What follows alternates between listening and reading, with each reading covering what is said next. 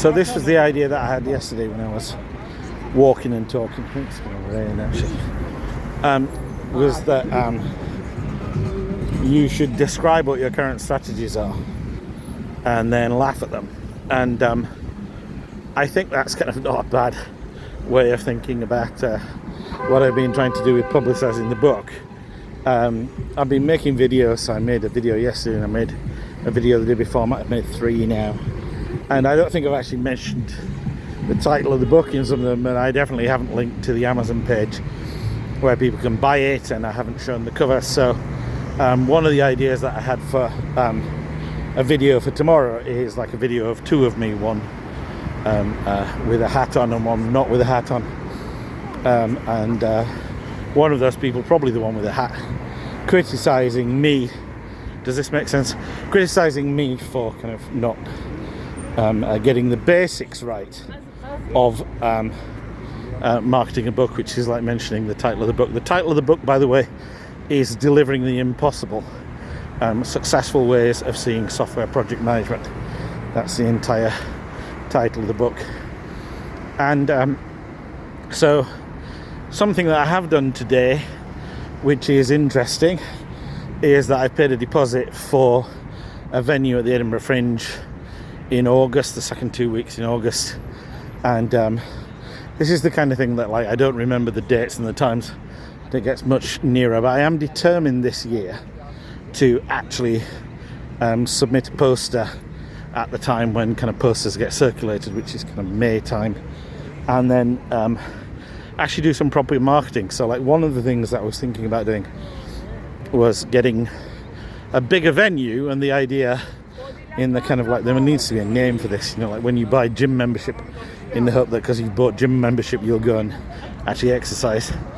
The idea was that if I booked a bigger venue, then I'd be encouraged to market it more to kind of fill the venue.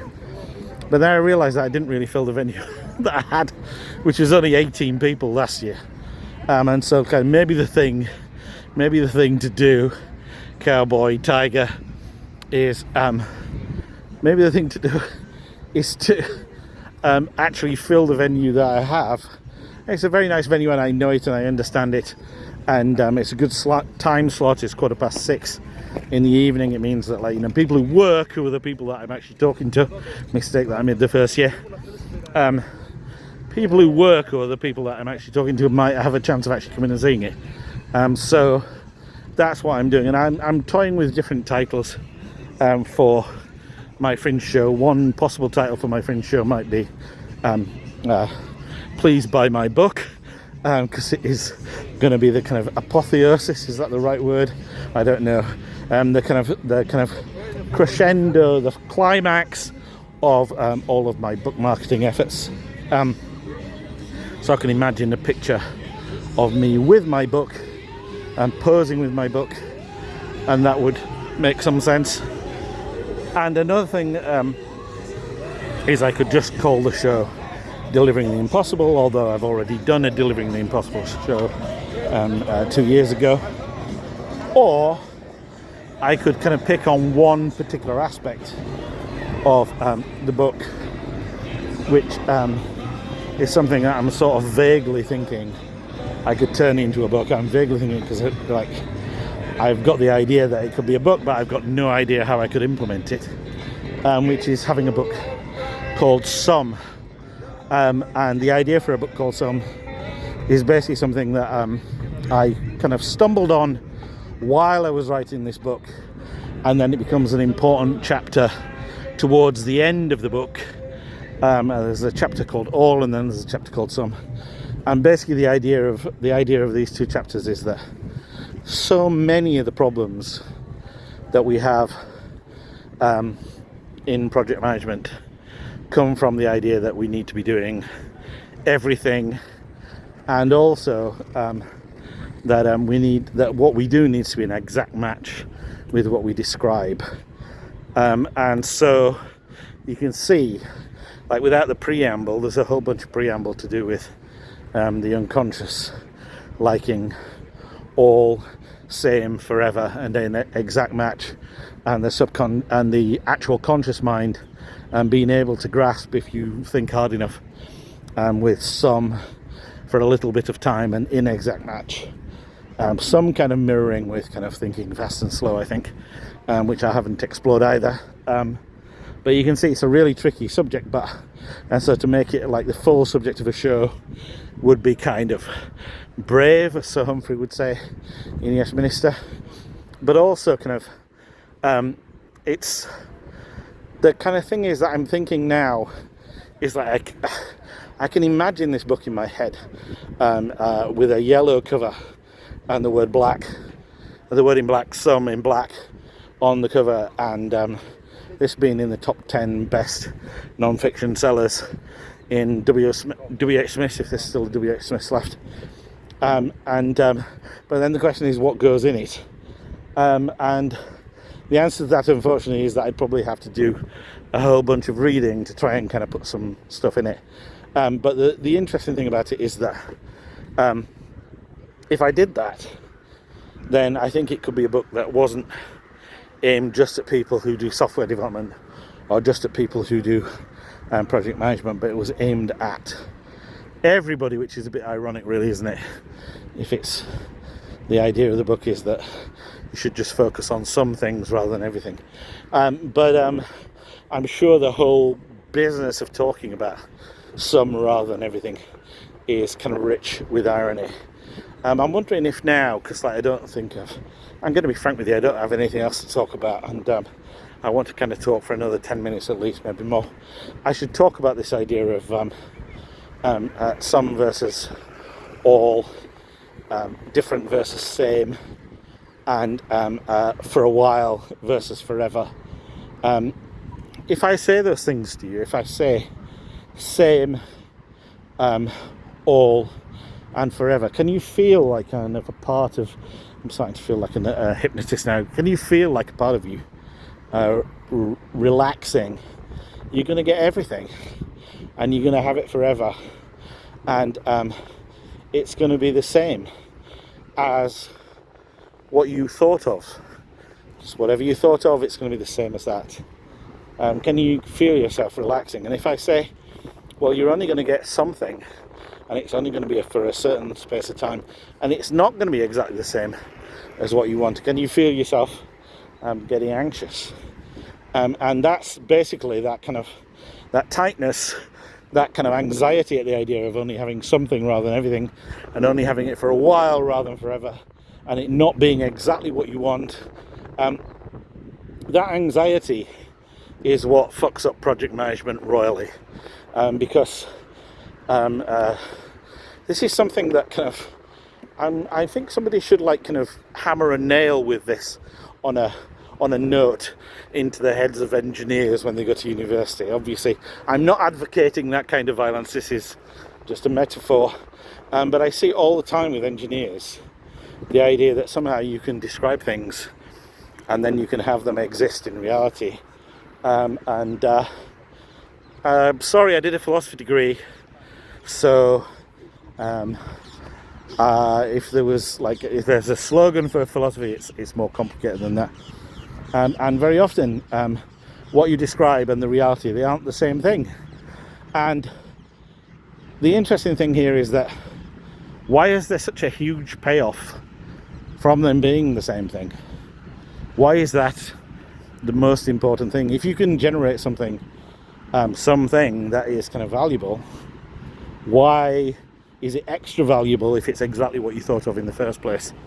And the answer really is that you don't have to do much thinking, or that's the feeling that you have. It's like, if I get exactly what I asked for, then I don't have to do any thinking about understanding what it is. The reality is that even if you do get exactly what you asked for, then you still have to do some thinking to understand what it is, because the way that it will interact with the world is not how you thought it would. Am I babbling here? So basically, let me back up even further and talk about the intellectual with a fancy name who's hovering behind all this. And forgive my pronunciation. He's a Chilean psychoanalyst called Ignacio Mat Blanco. I think he's Chilean. He spent a lot of time in Italy.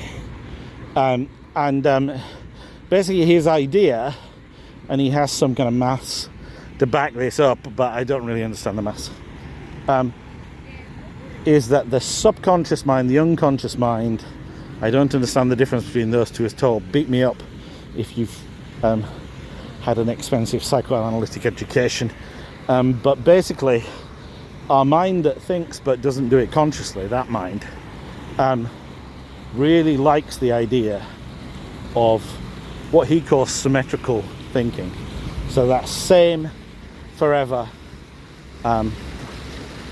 all, and exact match. So there's a strong kind of link between same and exact match, but they're not quite the same, ironically. And so like the unconscious mind likes these things, and but the problem is that kind of in order to really do anything, we have to think about things in terms of being different, being for a while, and being inexact matches. So one of the problems with thinking symmetrically is, especially if you're trying to deliver projects, is that projects happen over time. So kind of you need to kind of do one thing after another thing. This is kind of an archetypal thing. Again, I talk about this in the book. A big problem with thinking about deciding, prioritizing things, which thing you're going to do first. Very often the response that you get from people is, I just want all of them, because kind of like that's the unconscious mind's response. It's like, no, how many things do you want? I want all of them. Could we prioritize them? No, because then if we start to prioritize them, we start to kind of like put in this temporality that one thing will happen after the other. And there is a kind of way that, like, you can probably feel this kind of tightening in your mind, kind of if somebody says, like, here are all the sweeties, which one would you like first? Kind of you're thinking, well, what about the other ones? Am I guaranteed to get those? What if something happens that means I don't get all the sweeties?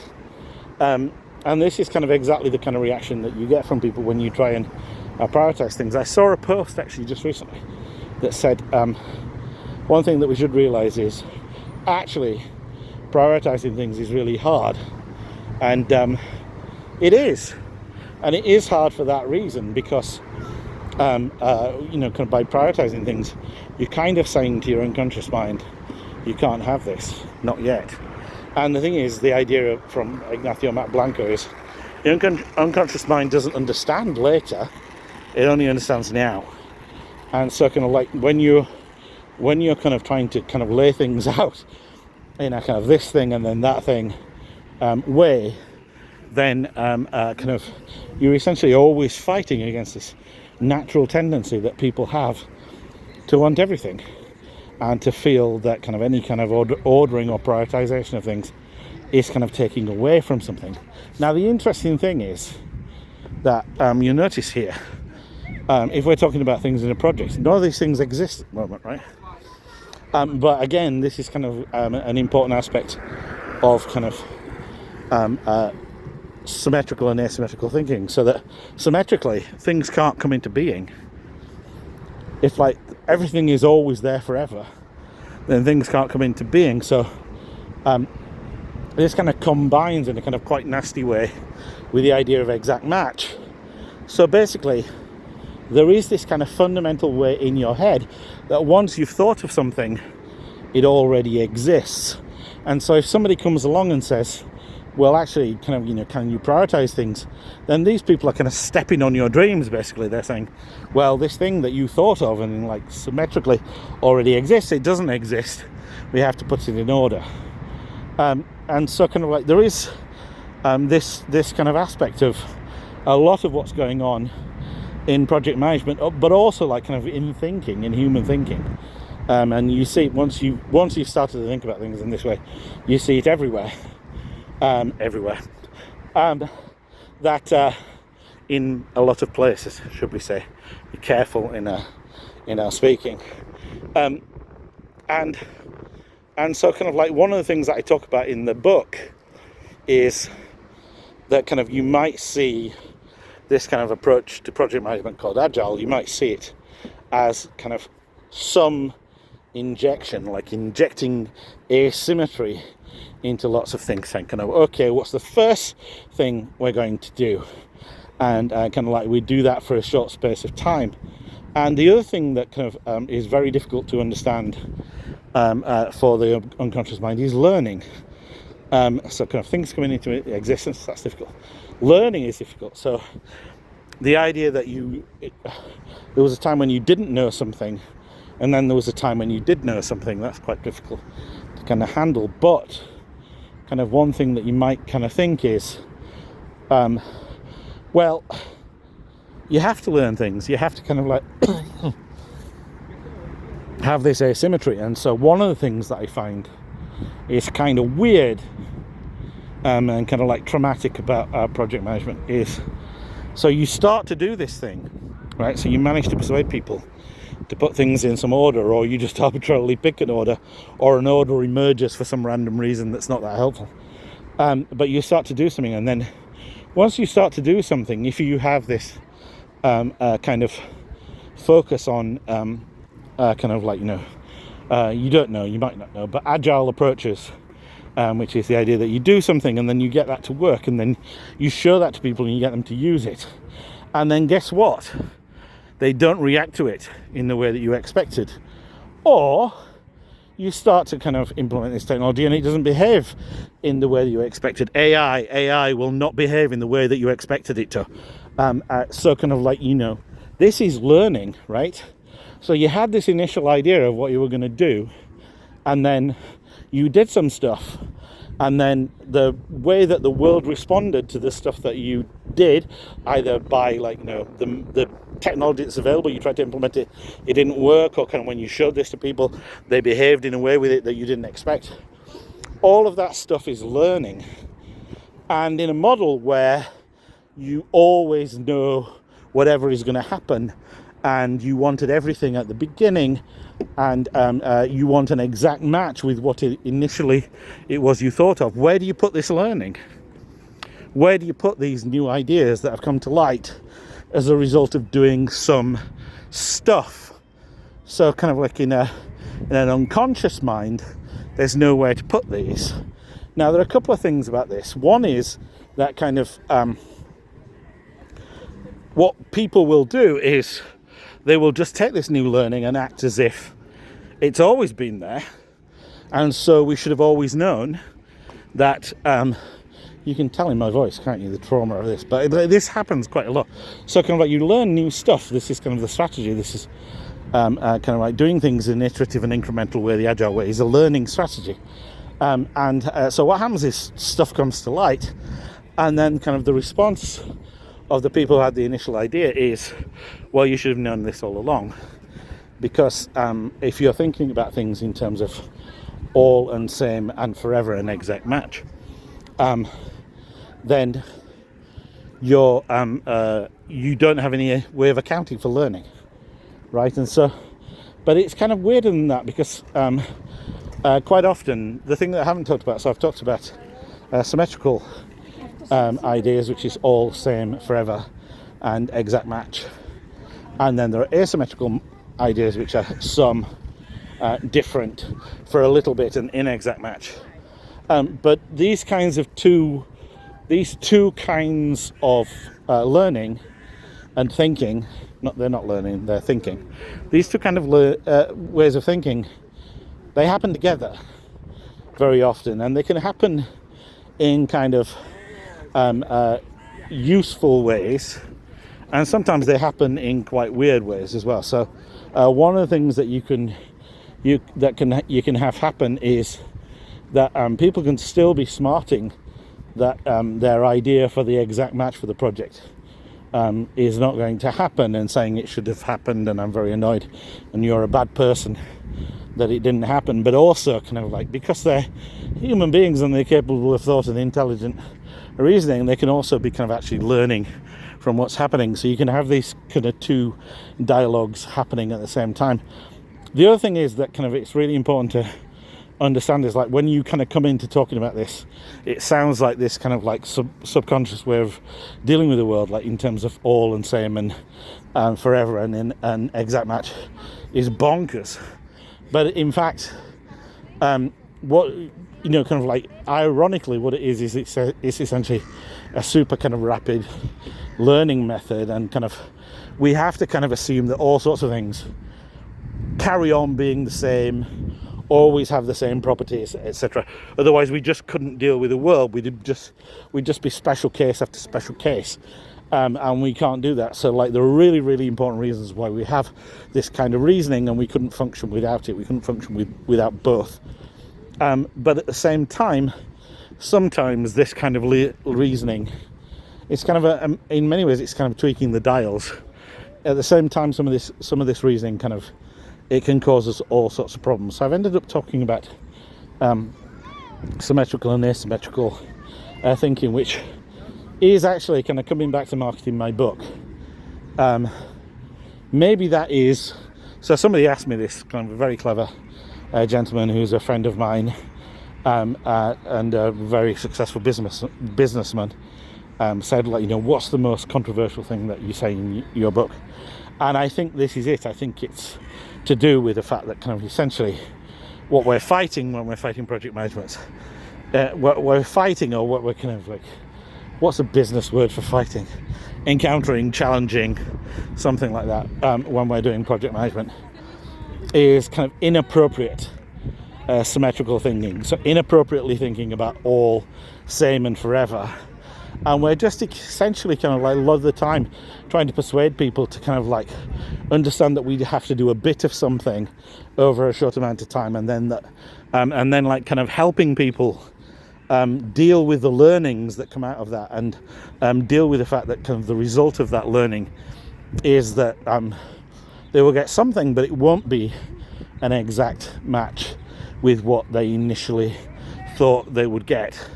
And so this, you've got to realize that this is kind of sounds like heretical, because instinctively people think that what project management is about, kind of like, say, how can you be a project manager if you're not going to do this, is about kind of delivering on exactly what the idea was at the beginning, and delivering it very possibly for an exact time scale and exact amount of money. And one of the things that I talk about in the book is that project management's not really about any of those things. Primarily what it's about is trying to deliver something that's valuable to the organization and valuable to its customers, and of course the thing that's valuable to the organization and valuable to its customers, I was going to say might not be an exact match to what was initially initially imagined, but like probably if it were an exact match to what was initially imagined, it would be a disaster. It has to be informed by reality as we go through. So kind of like probably the initial idea didn't have enough detail. The other thing that I talk about in the book is that kind of like very often, that kind of ideas have a different kind of life cycle from projects. They get funded for different reasons. Very often why they've been funded is completely opaque to the poor people who are having to deliver the project. And very often those ideas, they have kind of shiny, symmetrical language associated with them. So very often they're the same. Very weirdly, they're kind of like a biological thing. They're kind of the same but different. So kind of the same as the old system. It does exactly what the old system did, but it does it better. Does that sound familiar? And so this is kind of so they have some kind of symmetrical part to them, which is the reason that they get funded, or kind of part of the reason that they get funded, but also they have some vagueness to them, and the vagueness is part of why they get funded, because if actually they had lots of detail in them, then it would start to be obvious that there were some difficulties involved. So for example, just an example I thought is that, if you have to kind of come up with some software that meets certain kinds of regulations, there is there is kind of a real strong idea there of like exact match, kind of like that you're going to exactly match the regulations. But having worked on projects that have had to like align with some kind of act of parliament or something, what you start to realise is these regulations are not sufficiently detailed to actually decide what you actually need to do in particular circumstances. You're going to either have to guess, or you're going to have to go and get further consultation and let somebody else guess. So kind of maybe they're big chunks of the act or big chunks of the regulation that nobody's ever really going to touch for some reason. So kind of like the idea that what you're doing is like an exact match with something is always going to be pretty peculiar. Okay, so I've got breathless talking about some versus all, and different versus same. And for a while, it's interesting that in English, you tell me different, but it's interesting that in English, given that we live, all English people, all people of any race, live in time, that there isn't really a good kind of phrase for kind of like doing something for a bit, for a while, temporarily. None of these things, all of these things feel slightly uncomfortable, but forever feels kind of like, you know, comfortable and soothing, unless I suppose you're going to be locked up forever or something. But kind of, yes, I've just undermined my own point there. Anyway, I'm going to stop there.